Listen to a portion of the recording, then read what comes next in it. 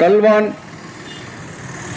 பள்ளத்தாக்கு தாக்குதல் 2ஆம் ஆண்டு நினைவு தின வீர வணக்கம் செலுத்தும் நிகழ்ச்சியில் சிறப்பாக ஏற்பாடு செய்த கடலூர் மாவட்ட முன்னாள் படைவீரர் நல லீக் அமைப்பின் தலைவர் மற்றும் அதன் சங்க உறுப்பினர்கள் அனைவருக்கும் முதற்கண் என்னுடைய வணக்கத்தை நான் தெரிவித்துக்கிறேன்.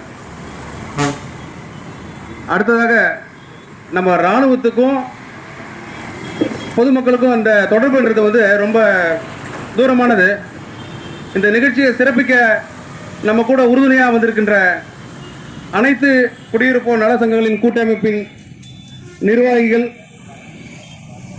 மற்றும் கடலூர் அனைத்து பொதுநல இயக்கங்களின் கூட்டமைப்பு நிர்வாகிகள் அனைவருக்கும் என்னுடைய நெஞ்சார்ந்த வணக்கங்களை தெரிவிச்சுக்கிறேன். இதுவே எங்களுக்கு பெரிய ஒரு வெற்றியா இருக்கு. அடுத்ததாக நம்மளோட நோக்கம் என்னன்னாக்கா, சீனா பொருட்களை நம்ம வாங்கக்கூடாது. உலகத்திலேருந்து பல நாட்டிலேருந்து பொருட்கள் வருது. எல்லா இடத்துலேருந்து வந்தாலும் நம்முடைய ராணுவ வீரர்களை கபலீகரம் பண்றதுல முதல் நாடா சீனா இருக்கு. அதனாலதான் குறிப்பிட்டு நாங்க சீனா பொருட்களை வாங்கலாம்னு சொல்றோம். மற்றபடி யூரோப்பியன் கண்ட்ரில இருந்து வருது, இந்துஸ்தான் லிவர் விற்கிறான், எல்லாமே விற்கிறான், எல்லாம் செய்யறான். அதுல எங்களுக்கு எந்த மாற்று கருத்தும் கிடையாது. உலக சந்தைகளை பார்த்தீங்கன்னாக்கா முதலாவது இடத்துல இருக்குது இந்தியா. ஏன்னா அங்கதான் மக்கள் தொகை இருக்காங்க, அதிகமா இருக்காங்க. ஏறத்தாழ 140 கோடி மக்கள் இருக்காங்க. அந்த மக்கள் கிட்ட எந்த பொருளை கொடுத்தாலும் வாங்குற சூழ்நிலை இப்ப உருவாக்கி வச்சிருக்காங்க. சீனாவோட மொத்த உற்பத்தியில் 60% உற்பத்தி பொருளை சீனா இந்தியாவில தான் வித்தாகணும்ன்ற ஒரு கட்டாயத்தில் இருக்குது. அப்படிப்பட்ட சூழ்நிலையில நம்மளும் அதை வாங்கிட்டு இருக்கோம், குறைஞ்ச விலையில கிடைக்குதுன்னு.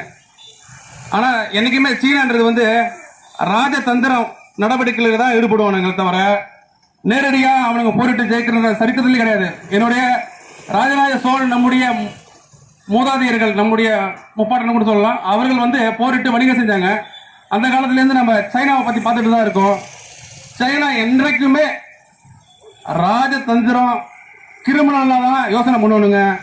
அப்படிப்பட்ட யோசனையில், ஏன்னா நான் 2 ஆண்டுகள் அருணாச்சல பிரதேசம் தவாங் என்ற ஒரு பகுதியில் நான் இருந்தேன்.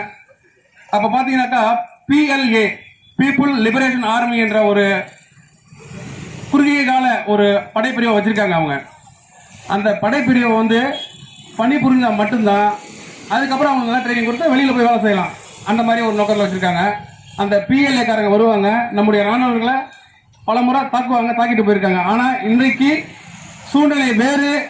அவர்கள் இந்திய ராணுவத்தின் மீது கை வைத்தால் உலக வரைபடத்தில் சீனாவே இருக்காது என்ற இந்த தருணத்தில் தெரிவித்துக் கொண்டு, ஒவ்வொரு இந்திய வீரனும் எவனுக்கும் தலைத்தவன் இல்லை என்பதையும் இந்த சூழ்நிலை தெரிவித்துக் கொள்கின்றேன். நம்முடைய உள்நாட்டு பிரச்சனைகள் பல இருந்தாலும் நம்முடைய நாட்டு ராணுவ வீரர்கள் நமக்காக எல்லை சாமிகளாக அங்கே காத்துக்கொண்டு நமக்காக நாம் உறங்க வேண்டும் என்பதற்காக, நம்முடைய சொத்துக்கள், நம்முடைய அனைத்தும் சுதந்திரமும் இருக்க வேண்டும் என்பதற்காக அங்கே எல்லையிலே இருக்கின்ற நம்முடைய ராணுவ வீரர்களை இந்த நிகழ்ச்சி வாயிலாக போற்றுவோம்.